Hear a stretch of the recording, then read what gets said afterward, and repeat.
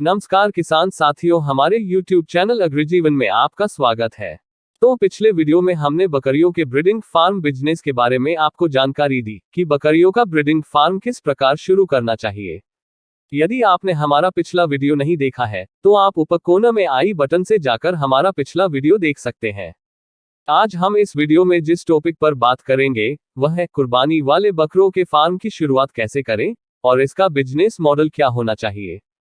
हम वीडियो पर आगे बात करें इसके पहले सभी किसान साथियों से हमारा अनुरोध है कि यदि अभी तक आपने हमारे YouTube चैनल अग्रिजीवन फार्मिंग को सब्सक्राइब नहीं किया है तो कृपया आप हमारे YouTube चैनल को सब्सक्राइब कर लें, क्योंकि हम इस चैनल पर बकरी पालन से जुड़ी नई जानकारी लगातार शेयर करते रहते हैं।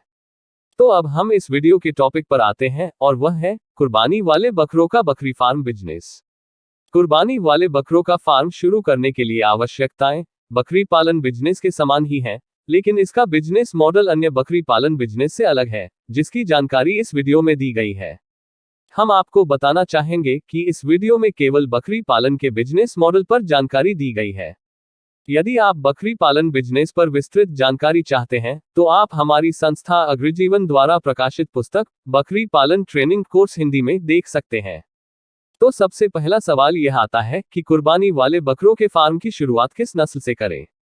हम पिछले वीडियो में भी जानकारी दे चुके हैं कि हमारी संस्था अग्रिजीवन के द्वारा हमारे चैनल पर वीडियो में जो भी जानकारी दी जाती है वह भारत के सभी राज्य और केंद्र शासित प्रदेशों की जरूरतों के अनुसार तैयार की जाती है। यदि आपके मन में यह सवाल आता है कि कुर्बानी वाले बकरों के फार्म की शुरुआत किस नस्ल से करनी चाहिए, तो अलग अलग क्षेत्र में अलग अलग नस्ल के कुर्बानी वाले बकरों की मांग भी अलग अलग होती है। इसके लिए आपको अपने क्षेत्र में रिसर्च करने की आवश्यकता है। आपकी रिसर्च में आपको 2 सवालों के जवाब खोजने की कोशिश करना चाहिए। वह 2 सवाल कुछ इस प्रकार है। पहला, आपके क्षेत्र में किस नस्ल के कुर्बानी वाले बकरों की मांग सबसे ज्यादा है। दूसरा, आपके क्षेत्र में कुर्बानी वाले बकरों की कौन सी नस्ल सबसे अच्छा प्रदर्शन कर सकती है और कौन सी नस्ल आपको सबसे ज्यादा फायदा पहुंचा सकती है। आप जिस क्षेत्र से संबंध रखते हैं या फिर कहें आप जिस क्षेत्र में कुर्बानी वाले बकरों का फार्म खोल रहे हैं, आपको उस क्षेत्र में ये रिसर्च करने की आवश्यकता है। आपके क्षेत्र में किस नस्ल के कुर्बानी वाले बकरों की मांग सबसे ज्यादा है। आपके क्षेत्र में कुर्बानी वाले बकरों की कौन सी नस्ल सबसे अच्छा प्रदर्शन कर सकती है और आपको सबसे ज्यादा फायदा पहुंचा सकती है। इन दोनों सवालों पर जो नस्ल खरी उतरती है, आपको उस नस्ल से शुरुआत करनी चाहिए। बकरी पालन बिजनेस वाले वीडियो में इस बात पर विस्तृत चर्चा की गई है कि आपको बकरी पालन व्यवसाय में नस्ल की विविधता से बचना चाहिए। आपको बकरी पालन में केवल एक काम और एक नस्ल पर ध्यान लगाना चाहिए। इन्हीं बातों को ध्यान में रखते हुए ये बिजनेस मॉडल तैयार किया गया है, जहां आपको केवल एक नस्ल के कुर्बानी वाले बकरों को तैयार करना चाहिए। यहाँ हमने कुछ बकरियों की नस्ल बताई है जो मांस उत्पादन के लिए सबसे अच्छा प्रदर्शन करती हैं। इसमें कुछ भारतीय नस्लें भी हैं, लेकिन ज्यादा विदेशी नस्लें हैं। ग्रामीण क्षेत्र में छोटे स्तर और बड़े स्तर पर बकरी पालन मांस के उद्देश्य से किए जाने वाला एक अच्छा लाभदायक व्यवसाय है, क्योंकि मांस के लिए पाले जाने वाली नस्लों की देखभाल अपेक्षाकृत आसान होती है। यहाँ मांस के लिए पाली जाने वाली देशी और विदेशी नस्लों की जानकारी दी गई है, जो इस प्रकार है। पहली नस्ल बोअर नस्ल की बकरियां मांस उत्पादन के लिए सबसे अच्छी नस्ल के इसकी अच्छी मांस गुणवत्ता के कारण सभी बाजार में इसकी मांग सबसे अधिक है। चूंकि इसकी मांग सबसे अधिक है, इसलिए इस नस्ल के बकरों से शुरुआत करना आपके लिए फायदे का सौदा हो सकता है। हालांकि शुरुआत में इसकी ब्रीड आपको महंगी मिल सकती है, लेकिन इस ब्रीड के कुर्बानी वाले बकरे आपको अच्छा फायदा देंगे। यदि हम बोअर नस्ल की पहचान की बात करें तो इस नस्ल की पहचान सफेद शरीर, लंबी टांगें, छोटे और मुलायम बाल और लंबे कान होते हैं। मजबूत सिर के साथ मजबूत सींग होते हैं। पीठ चौड़ी और पैर मांसल होते हैं। इस नस्ल की बकरियों की रोग प्रतिकारक क्षमता भी अधिक होती है। यदि हम बोअर नस्ल की प्रजनन क्षमता की बात करें तो बोअर नस्ल की बकरियां हर 7 से 8 महीने में बच्चे दे सकती हैं और यह एक बार में औसतन 2 से 3 बच्चे दे सकती हैं। दूसरी नस्ल द कालाहारी रेड। इस नस्ल की बकरियां बोअर नस्ल की बकरियों की तुलना में अधिक मजबूत होती हैं। यदि इस नस्ल की बकरियों की पहचान की बात की जाए तो इस नस्ल की पहचान शरीर पर लाल रंग के बाल के रूप में पूरे शरीर पर गहरे लाल रंग का कोट होता है। इस नस्ल की बकरियों के कान लंबे होते हैं। इस नस्ल की बकरियां मुख्य रूप से मांस उत्पादन के लिए पाली जाती है।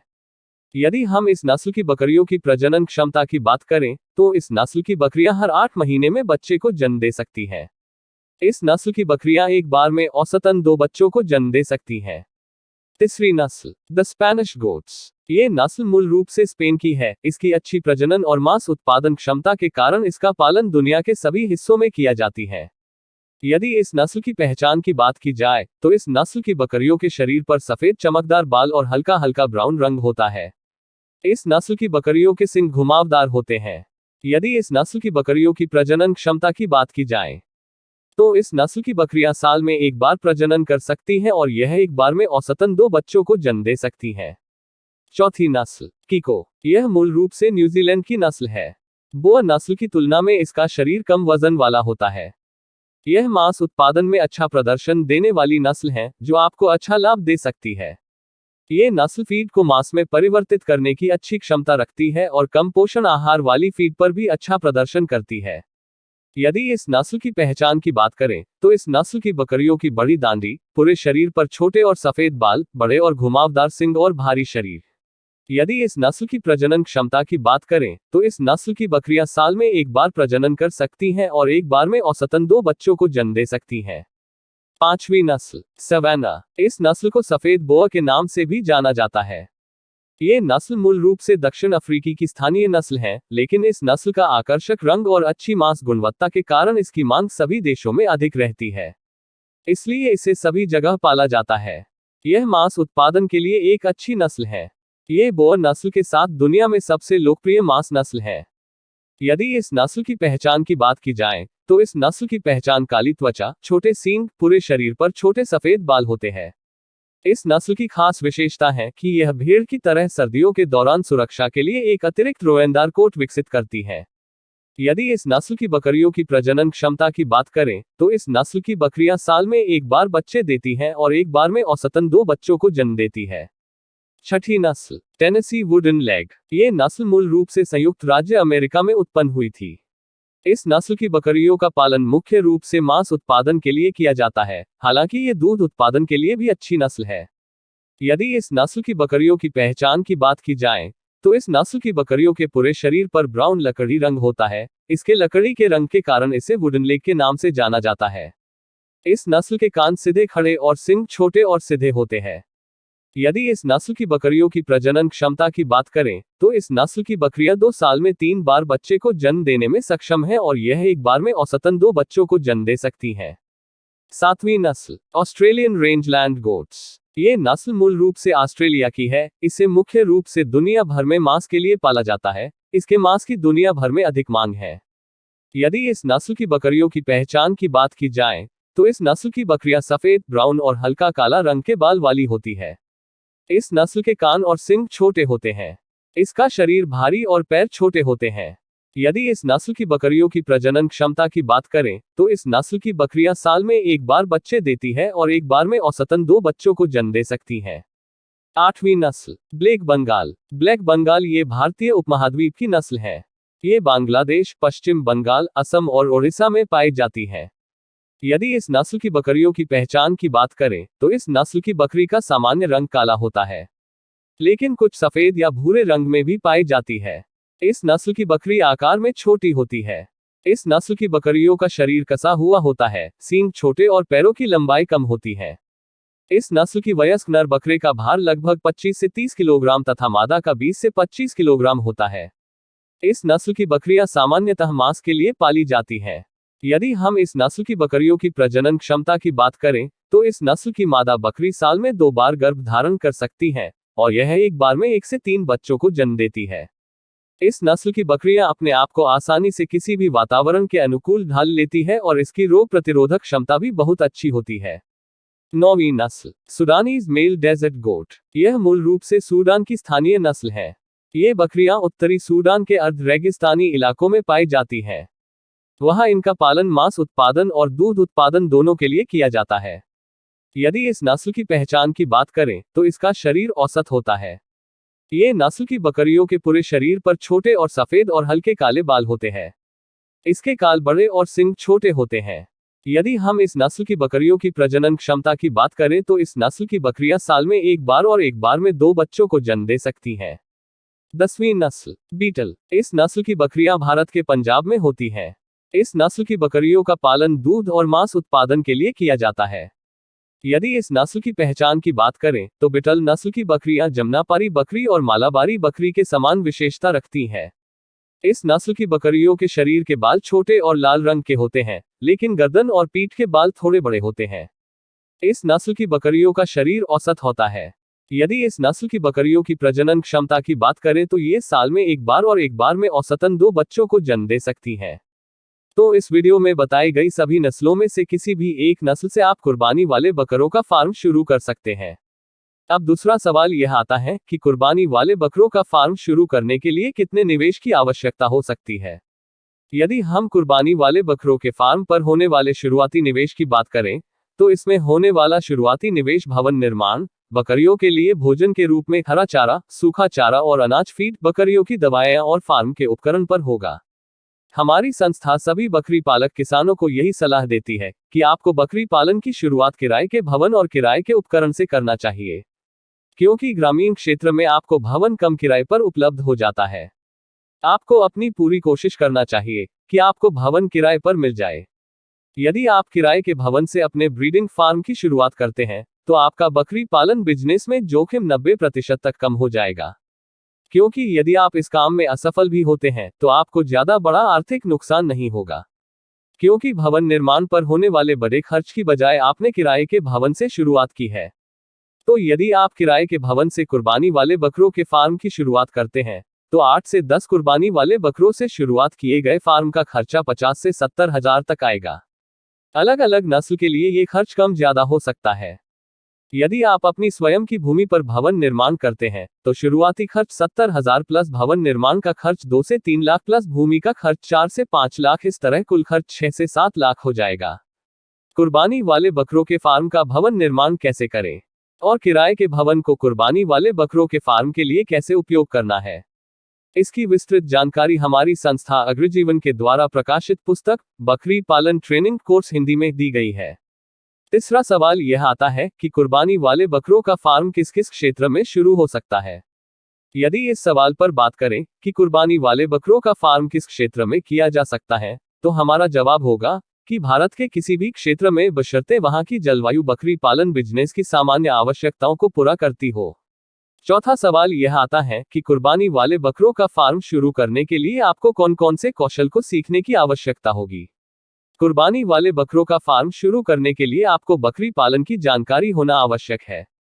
इसके लिए आपको कुर्बानी वाले बकरों को खाना कितना और कैसे देना है, बकरियों की फीड का पोषण आहार क्या होना चाहिए, खस्सी बकरों की फीड में कौन कौन से घटक शामिल करना है जिससे इनका वजन जल्दी बढ़े, कुर्बानी वाले बकरों की देखभाल कैसे करना है, कुर्बानी वाले बकरों में कितने प्रकार की बीमारियां होती हैं, इन बीमारियों के लक्षण कैसे पहचाने, कुर्बानी वाले बकरों को वायरस जनित बीमारियों के कौन कौन से टीके लगाए जाते हैं, बीमारी होने पर कुर्बानी वाले बकरों का उपचार कैसे किया जाता है, एक सही कुर्बानी वाला बकरा तैयार करने के लिए उसे संतुलित पोषक आहार वाला राशन कैसे दे, एक सही कुर्बानी वाला बकरा तैयार करने के लिए उसकी सही देखभाल कैसे करे, ये सभी कौशल आपको सीखने की आवश्यकता होगी। बकरी पालन का बिजनेस शुरू करने से पहले आपको बकरी पालन बिजनेस की ट्रेनिंग लेना चाहिए। शुरुआत में बीमारियों के उपचार के लिए आप वेटनरी डॉक्टर की सहायता भी ले सकते हैं। बकरी पालन की विस्तृत जानकारी हमारी संस्था अग्रजीवन द्वारा प्रकाशित पुस्तक बकरी पालन ट्रेनिंग कोर्स हिंदी में दी गई है। आप इस पुस्तक को देख सकते हैं। यदि आप ये पुस्तक खरीदना चाहते हैं तो आप हमारे व्हाट्सएप नंबर पर कॉल या मैसेज कर सकते हैं। पांचवा सवाल यह आता है कि कुर्बानी वाले बकरों के फार्म को बढ़ाने के लिए आपको अपनी टीम में किन किन जानकारों और विशेषज्ञों को रखने की आवश्यकता होगी। कुर्बानी वाले बकरों के फार्म के लिए आपको ज्यादा लोगों की आवश्यकता नहीं होगी। आपको बकरों के बाड़े की सफाई के लिए, बकरों के लिए पानी और चारे की व्यवस्था आदि के लिए एक व्यक्ति की आवश्यकता होगी। ये काम शुरुआत में आप स्वयं भी कर सकते हैं। हमारी सलाह यही रहेगी कि शुरुआत में आपको स्वयं को भी फार्म का काम करना चाहिए, ताकि आप अपने बिजनेस की बारीकियों को जान पाओ और आप बकरी पालन के बिजनेस को समझ पाओ। यह अनुभव आपको बकरी पालन के बिजनेस को बड़ा करने में आपकी मदद करेगा। एक व्यक्ति आपको ऐसा चाहिए जो बकरी पालन व्यवसाय और खासकर कुर्बानी वाले बकरों को तैयार करने के मामले में अच्छा अनुभवी और जानकार हो। जो कुर्बानी वाले बकरों की अच्छी जानकारी रखता हो, जिसे इस काम का अच्छा अनुभव हो। छठा सवाल यह आता है कि कुर्बानी वाले बकरों का बाजार आपको कहां मिलेगा और आप अपने फार्म पर तैयार कुर्बानी वाले बकरों को कहां सही कीमत पर बेच पाओगे। आप यदि बड़े बाजारों में कुर्बानी वाले बकरों को निर्यात करने के लिए कुर्बानी वाले बकरे तैयार कर रहे हैं, तो आपको उनकी बिक्री के लिए बड़ी बकरा मंडी और वधशालाओं में इसकी बिक्री की तलाश करनी होगी। इसके साथ आपको अपने फार्म पर तैयार कुर्बानी वाले बकरों की बिक्री के लिए आपको इस वीडियो में बताए गए मार्केटिंग उपायों को अपनाना चाहिए। यहाँ कुछ वधशालाओं की जानकारी दी गई है। पहली, meat product of India bacon factory, Kuttukullam, Kerala, West Bengal. दूसरी, livestock development corporation bacon factory, Haringhata, West Bengal. तीसरी, मुंबई म्युनिसिपल कारपोरेशन अवोटाया, डियोना, मुंबई, महाराष्ट्र। चौथी, भाकरानुप national research centre on pig, Rani, Guwahati, Assam. पांचवी, Arohan pork processing unit, Sanpur, Guwahati, Assam. छठी, पोकजा pork processing unit, Vijayawada, Andhra Pradesh. सातवीं, bacon factory, central dairy farm, Aligarh, Uttar Pradesh. आठवीं, government bacon factory, गानावरम, Krishna, 5,21,101, Andhra Pradesh. नौवीं, गवर्नमेंट बेकन फैक्ट्री, कनकी, रांची, 8,34,005, झारखंड। 10वीं, MAFCO bacon factory, national park, Borivali, Mumbai, 40,002, Maharashtra. 11वीं, मीट कम्प्लेक्स, अलवर, 3,01,001, राजस्थान। 12वीं, pork processing plant, Kharar, 1,40,301, Punjab. 7वां सवाल यह आता है कि आप बड़े बाजारों में कुर्बानी वाले बकरों को निर्यात करने के लिए कुर्बानी वाले बकरों के बिजनेस की शुरुआत करेंगे, उसमें अपने उत्पाद कुर्बानी वाले बकरों की ब्रांडिंग कैसे करें, ताकि आपके फार्म के कुर्बानी वाले बकरों को नाम से पहचाना जाए और आपके फार्म पर तैयार कुर्बानी वाले बकरों की मांग बाजार में लगातार बनी रहे। यदि आप अपने फार्म से कुर्बानी वाले बकरे बेच रहे हैं, तो आप इसकी ब्रांडिंग नहीं कर सकते, इसके लिए आपको बकरे का तैयार मांस बेचना होगा। इसके बारे में हम बकरे के मांस या गोश्त का ऑनलाइन बिजनेस वाले वीडियो में बात करेंगे। 8वां सवाल यह आता है कि बड़े बाजारों में कुर्बानी वाले बकरों के बिजनेस को बड़ा करने के लिए कैसे internet tools, Instagram, YouTube, Facebook, website, Twitter आदि का सहारा ले सकते हैं। आपको अपने कुर्बानी वाले बकरों के फार्म का पता, अपने कॉन्टैक्ट नंबर, अपने फार्म में तैयार होने वाले कुर्बानी के बकरों की फोटो और वीडियो और उनकी अन्य जानकारी, वह कुर्बानी वाले बकरे किस नस्ल के है, वह खस्सी है या अंडू है, उस कुर्बानी वाले बकरों की उम्र क्या है, उसका वजन क्या है, आपको ये कुर्बानी वाला बकरा कितनी कीमत में बेचना है, आप पेमेंट उधार करेंगे या नकद पर काम करेंगे, ये सभी जानकारी आपको इंटरनेट पर शेयर करना चाहिए। इसके लिए सबसे पहले आपको अपने फार्म के नाम से सभी सोशल मीडिया प्लेटफॉर्म पर अकाउंट बनाना चाहिए और उस पर ऊपर बताई गई सभी जानकारी अपलोड करना चाहिए और इसके साथ आपको लगातार अपने फार्म पर तैयार होने वाले कुर्बानी के बकरों की फोटो और वीडियो सोशल मीडिया प्लेटफॉर्म पर अपलोड करते रहना चाहिए। इससे आपके फार्म का पता उन सभी कुर्बानी वाले बकरा व्यापारियों तक पहुंचेगा जो कुर्बानी वाले बकरों का निर्यात करते हैं और जो आपको अपने फार्म पर तैयार होने वाले कुर्बानी वाले बकरों की सही कीमत दे पाएंगे। 9वां सवाल यह आता है कि बड़े बाजारों में कुर्बानी वाले बकरे निर्यात करने के लिए बकरी पालन बिजनेस की ऑनलाइन मार्केटिंग कैसे कर सकते हैं। आपको शुरुआत में अपने कुर्बानी वाले बकरों के फार्म बिजनेस की ऑनलाइन मार्केटिंग के लिए इस वीडियो में पहले बताए गए तरीकों की मदद से अपने फार्म बिजनेस की मार्केटिंग करना चाहिए। आपको शुरुआत में सोशल मीडिया प्लेटफॉर्म पर अपने बिजनेस की मार्केटिंग करना चाहिए। इसका फायदा आपको तब होगा जब आप भविष्य में अपना बिजनेस बड़ा करोगे, जब तक आपको मार्केटिंग का अच्छा अनुभव हो जाएगा। एक बात हमेशा ध्यान रखें कि आपको अपने बिजनेस के लिए मुफ्त में कोई भी फायदा मिल रहा हो, उसका लाभ आपको जरूर उठाना चाहिए।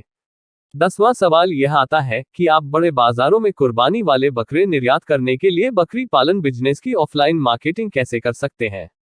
आपको अपने बकरी फार्म की ऑफलाइन मार्केटिंग करने के लिए कुछ उपाय करने चाहिए, जो इस प्रकार हैं। पहला उपाय, आपको अपने क्षेत्र के बड़े कुर्बानी वाले बकरे के व्यापारियों से संपर्क करना चाहिए। दूसरा उपाय, आपको स्वयं बड़ी कुर्बानी वाले बकरे की मंडियों में और लोकल बाजार में जाकर अपने फार्म के बारे में बाजार के थोक विक्रेताओं को जानकारी देना चाहिए। तीसरा उपाय, आपको मेन रोड पर अपने फार्म का बोर्ड लगाना चाहिए ताकि आने जाने वाले आपके फार्म के बारे में जान पाए और कुर्बानी वाले बकरों के थोक व्यापारी स्वयं आपके फार्म पर आए। चौथा उपाय, आपको ज्यादा से ज्यादा अपने फार्म की मार्केटिंग करनी चाहिए ताकि आप अपने फार्म से अधिक व्यापारियों को जोड़ पाओ। इससे आपको आपके कुर्बानी वाले बकरों का मुंह मांगा दाम मिलेगा। 11वां सवाल यह आता है कि आप अपने फार्म से कुर्बानी वाले बकरों को बेचने के लिए सही ग्राहक कैसे ढूंढ सकते हैं। आपको अपने फार्म पर तैयार माल के लिए सही ग्राहक मिल पाए, इसके लिए आपको इस वीडियो में बताए गए ऑनलाइन और ऑफलाइन मार्केटिंग उपायों को अपनाना चाहिए, ताकि आपके पास ज्यादा से ज्यादा ग्राहक आए और आप इनमें से सही ग्राहक का चयन कर पाओ। 12वां सवाल यह आता है कि बकरी पालन बिजनेस के लिए केंद्र और राज्य सरकार के क्या नियम और प्रतिबंध अथवा पाबंदियां हैं। बकरी पालन बिजनेस पर केंद्र और राज्य सरकार के नियम और शर्तें सभी राज्य के लिए अलग अलग है और इनमें लगातार बदलाव होता रहता है। इसलिए आप भारत सरकार की ऑनलाइन वेबसाइट https://agricoop.nic.in/ पर जाकर इसकी जानकारी ले सकते हैं। 13वां सवाल यह आता है कि बकरी पालन बिजनेस के लिए केंद्र और राज्य सरकार के क्या अनुदान या सब्सिडी हैं और आप उसे कैसे प्राप्त कर सकते हैं। बकरी पालन बिजनेस पर केंद्र और राज्य सरकार के द्वारा सब्सिडी से जुड़ी योजना सभी राज्य के लिए अलग अलग है और इनमें लगातार बदलाव होता रहता है। सब्सिडी प्राप्त करने के लिए आपको बैंक से लोन लेना होगा। बकरी पालन बिजनेस के लोन पर 50% से लेकर 70% तक सब्सिडी मिल सकती है। बकरी पालन पर लोन और सब्सिडी प्राप्त करने के नियमों में बदलाव होते रहते हैं। यदि आप बकरी पालन बिजनेस पर लोन और सब्सिडी कैसे प्राप्त करें, इसके बारे में जानकारी लेना चाहते हैं तो आप हमारे व्हाट्सएप नंबर पर कॉल या मैसेज कर सकते हैं। तो किसान साथियों, आपको हमारी यह वीडियो कैसी लगी? यदि पसंद आई हो तो इस वीडियो को लाइक करें और सभी किसान साथियों तक इस वीडियो को शेयर करके हमारा सहयोग करें, ताकि हम ज्यादा से ज्यादा किसानों तक हमारी जानकारी पहुंचा सके। आपके जो भी सवाल हो आप कमेंट्स कर सकते हैं, या बकरी पालन पर अधिक जानकारी लेने के लिए आप हमारे व्हाट्सएप नंबर पर कॉल या मैसेज कर सकते हैं।